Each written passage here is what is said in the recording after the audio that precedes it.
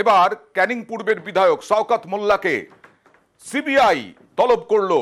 কয়লা পাচার মামলায় শওকত মোল্লাকে সিবিআই তলব। কয়লা পাচার মামলায় গতকাল এরকমটা জানা যাচ্ছে, দাবি শওকত মোল্লার পক্ষ থেকে গতকালই নোটিশ দেওয়া হয়েছে। আজই তৃণমূল বিধায়ককে তলব করেছে সিবিআই, অর্থাৎ নিজাম প্যালেসে।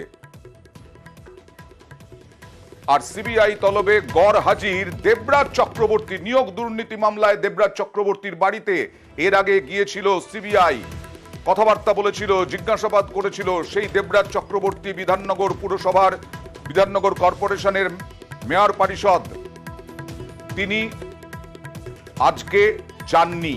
ভোটের কাজ না থাকায় হাজিরা নয় বলে জানিয়েছেন দেবরাজ চক্রবর্তী, তৃণমূলের যুব নেতা। দেবরাজ নিয়োগ দুর্নীতিতে সিবিআই তলব করে। আর এই নিয়ে দিলীপ ঘোষ কটাক্ষ করতে ছাড়েননি। তলব হবে ইলেকশনের পরে, আরো তাড়াতাড়ি ডাক পাবেন, তাড়াতাড়ি চা খাওয়ার সুযোগ পাবেন, অনেকে ভেতরে যাওয়ারও সুযোগ পাবেন। প্রধানমন্ত্রী বলে গেছেন তদন্ত এগোবে 4 তারিখের পরে, তার জন্য যেন টিএমসি নেতারা প্রস্তুত থাকেন।